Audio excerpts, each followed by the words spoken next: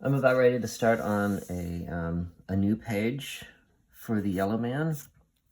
This will be the second page of the Lorelei sequence. I'm calling it that because of the little subtitle that I've used in the script as a way of organizing the scenes. And I just finished inking the first page of the sequence, and we leave off with Lorelei looking at the script that she's just been working on and catching sight of something in a newspaper on a table. She picks up the newspaper, and I have here sort of like a magnification of or sort of an inset of what she's looking at in the newspaper. I'm going to put in, when this, when I go to work on, scan this into the computer and put in the lettering and so forth, I'm going to insert a newspaper obituary in here. And she's reading the obituary of Irwin Roth, who is kind of the Citizen Kane-like figure of the story, and this famous cartoonist who has just died, that she's fascinated with. And she's startled. Somebody from off-panel says to her, better not let McManus catch you slacking off, which will go in that balloon there. And McManus is the name of the the editor that she and this other person are working under. They're working at a studio called Sloan Studios, which is a studio that produces content for comic books. She's a writer, and the person that's talking to her we'll see in the very next panel on the next page. His name is Chic Talbot, and he is a penciler. And so according to the script that we have here, in the door to her office, Chick appears. He says, better not let McManus catch you slacking off. I'm heading to the tally-ho. Want to come? So the next panel, we'll start off with the line, I'm heading to the tally-ho. Want to come? And we'll show him standing in the doorway. So that's where we're going to begin. I'm going to start with making the sketch, which will then get transferred to the Bristol board for inking. And I'm using Strathmore sketch paper. Let me get this out of here.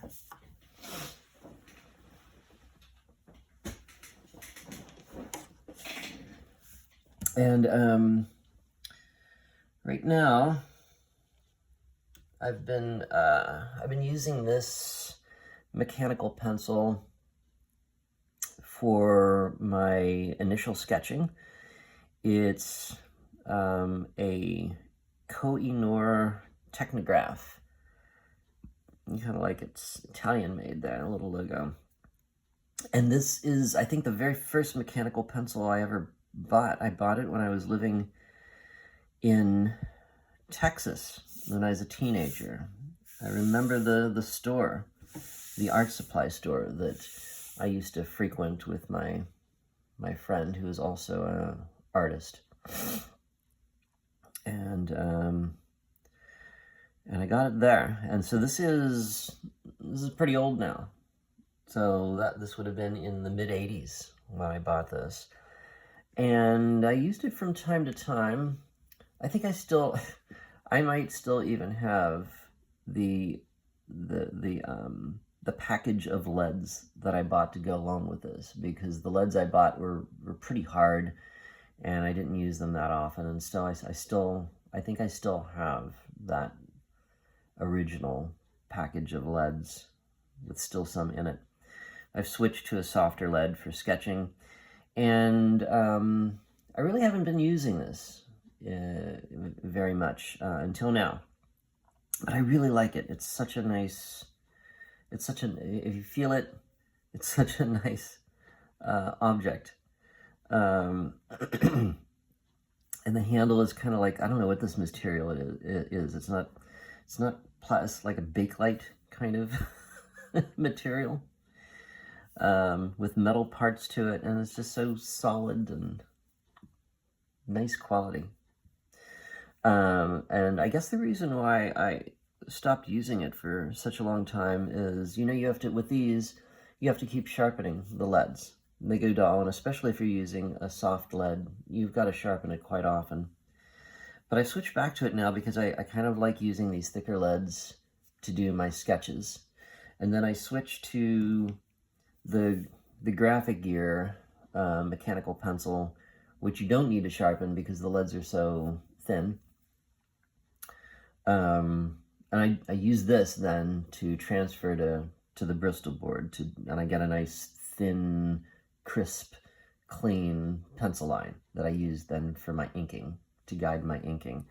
But for the sketches are really rough and dirty, and the soft lead is, you can erase it. The drawback, of course, is you get more lead on the graphite, I should say, on the paper, and that gets pretty muddy when you start erasing it. But so there's a trade-off. There's always a trade-off, right? Just like in physics. Oh, and look, I still got ink-stained fingers. A mark of the trade, the cartoonist. Just got done inking a page, and so that's why. Okay, so we're going to draw Chic Talbot.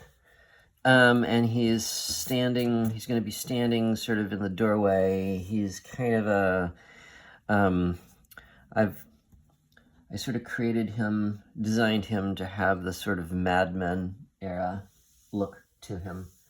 He always wears a suit, looks like from the early 60s, and sort of a slick back hairdo, like Brill Cream kind of hairdo. And he's a chain smoker, which is not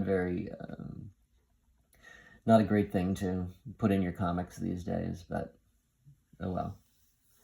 The comic is sort of set in a late Cold War era time period, and it's part of his thing. And he's kind of cynical, a character. All right, I guess I should stop talking about him and start drawing him. So let's see. I really don't have a clear image of him, his pose in my head right now, so I'm just gonna start drawing.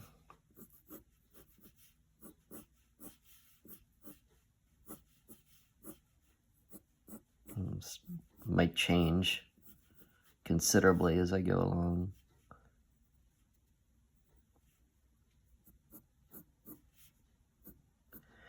He's kind of got a big nose, sort of a beak, and his kind of like half-closed eyelids. I'm sorry, I'm still getting over a cold, so you have to deal with my sniffling throughout. I'm very phlegmy at the moment.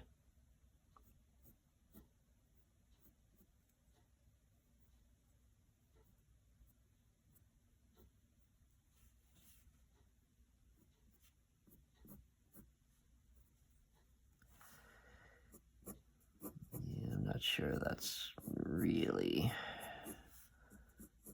if I've really gotten him. It's tricky. This is a tricky character. I've been really trying to get him down. A lot of times, well, not a lot of times, all the time, you're working on a comic and you design the character, and then it just sort of evolves over the hundreds of times you draw them, and then by the end of the book you got them down, but then you look at the first few pages of the book, or the first 100 pages of the book even, and you can see they look a lot different than they do in the end. So I'm still trying to figure him out. What is the way to draw him? And it's kind of frustrating because I've been drawing this character now for many years, and I still don't feel like I've got him down. But now that I'm making an effort to get this book, or this, yeah, it's going to be a book. It's a graphic novel. Maybe now I'll be forced to draw him so many times that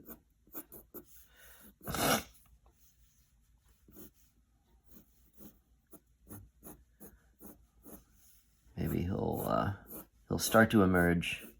All right, so I'm not sure about the pose. He's just standing in a doorway, but I kind of had it in mind that he would be leaning.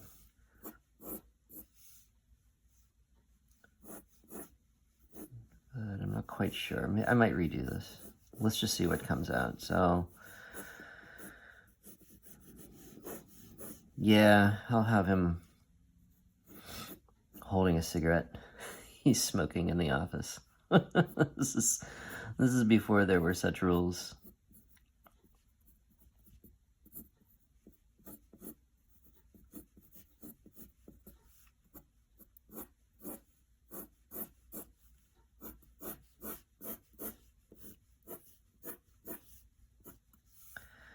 The name Chic Talbot. So I wanted a name that kind of evoked a bygone era. That era in particular, sort of the 50s, early 60s. The early 60s in a lot of ways, culturally, were very similar to the 50s. The 60s that we think of as being the 60s hadn't really happened yet, and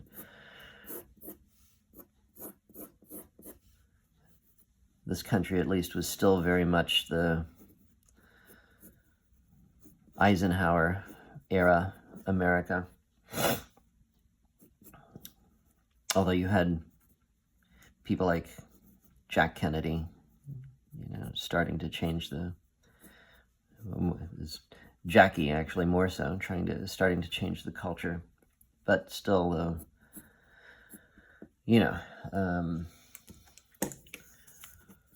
it's the world of Jack Parr on television and Madison Avenue guys. Everybody was smoking. Everybody was smoking and drinking martinis. It seemed like that's the impression that we get.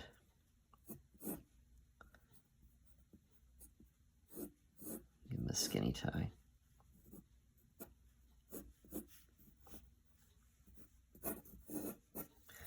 These suits are difficult to get right.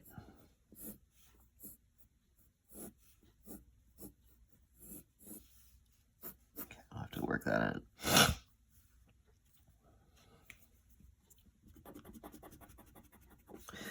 So you can see a lot of erasing and redrawing as I go along.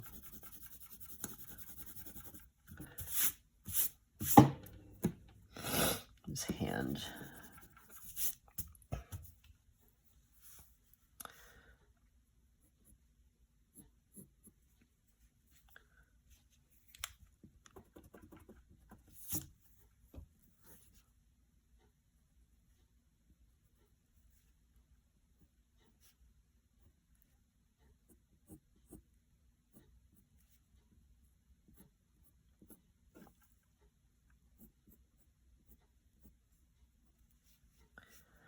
No, that's not right either. I have a feeling I'm gonna have to redo this one. I can't get his face right. I can't get the expression on his face.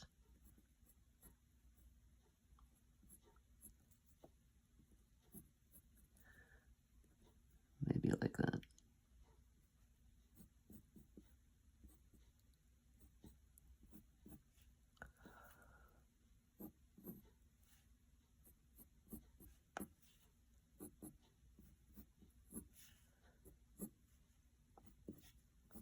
Just a tough character.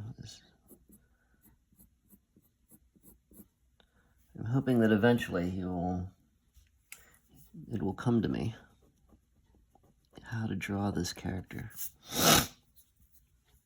I have a few sketches that really get him the way I want him.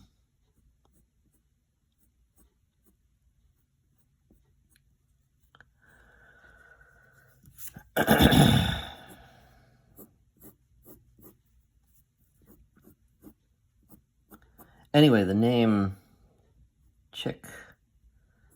I remember, so there's a few things that kind of led me to using that name. I remember my grandfather, some people used to call him Chick, but that was because his last name was Chicky, and it was just sort of shorthand for that. But the name Chick was a not uncommon nickname, but it was used, I believe, for Charles. And how you get Chick from Charles, I don't know. It's sort of, how do you get Jack from John, you know? One of those things. But it's not one that you really hear anymore.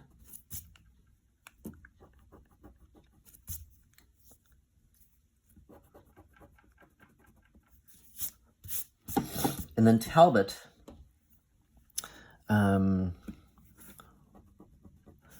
Talbot comes from, I think, from Larry Talbot. I don't know, I just like that name. I believe Larry Talbot was the name of the Wolfman in Universal Studios movies, The Wolfman, as played by Lon Chaney Jr.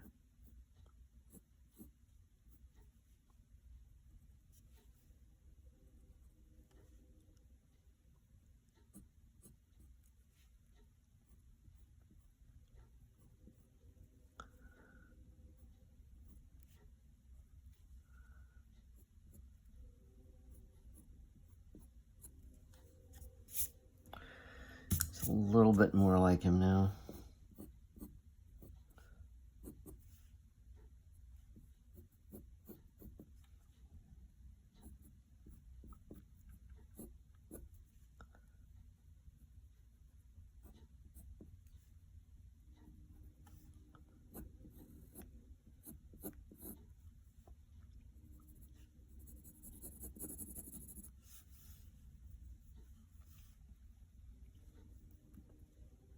I think maybe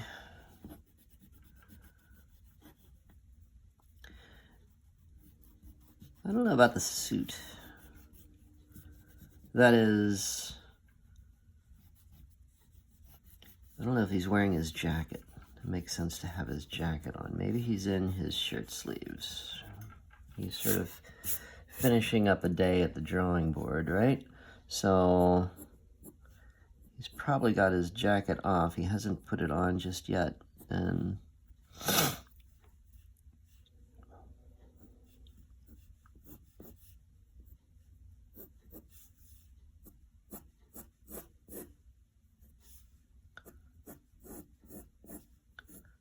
he's got his sleeves rolled up.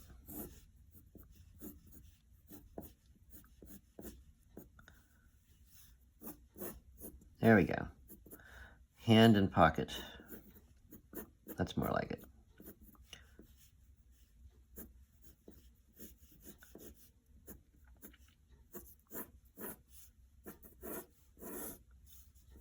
Now I got it.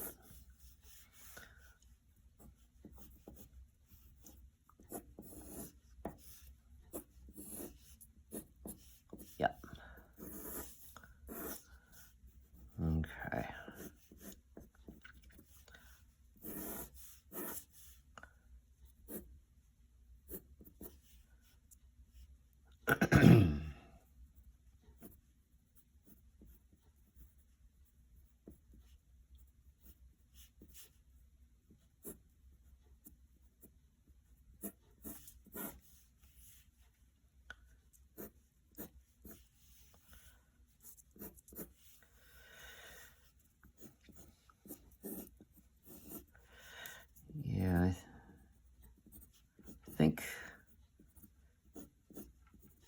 I'm not trying to do the folds of the fabric too realistically, or not trying to do them too realistically, but just to give the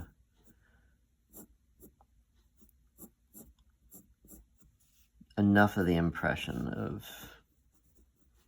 the form of the figure and the movement that you're trying to give to it is really all we want to do.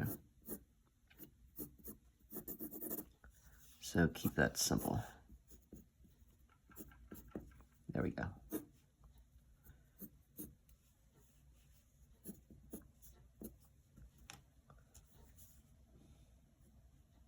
Still think he's a little bit too square-jawed.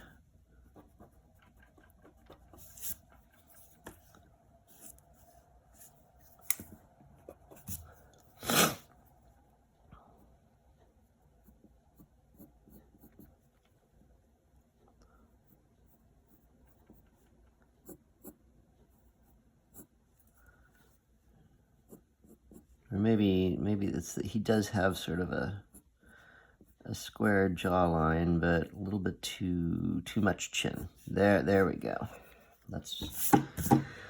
That's more like him. There's Chic.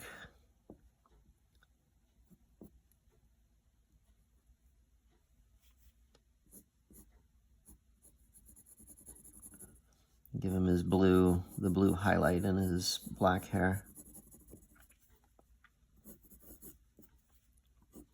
He's always got kind of a stray lock, especially when he's been working. All right.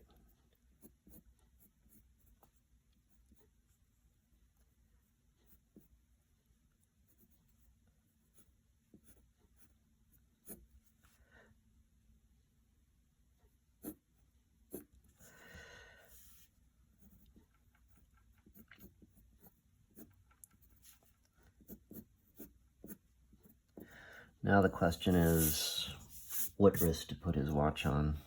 And can I remember to keep it on the same wrist? This is one of my problems. All right, we'll put it here.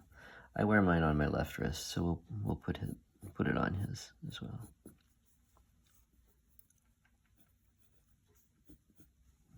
Now I gotta remember to do that all the time.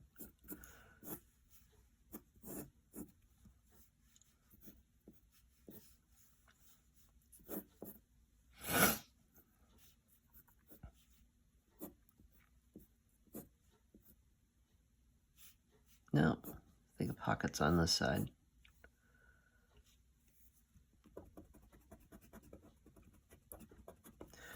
See all these little details, right? What side to put the pocket?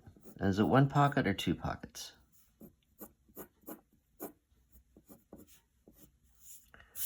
Okay, I think that's right.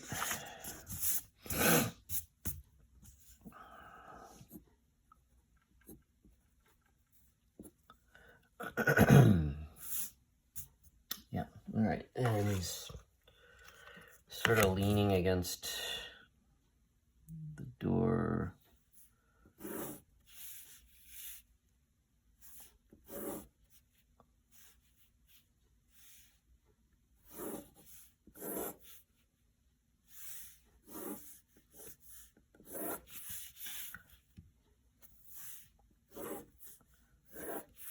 Okay.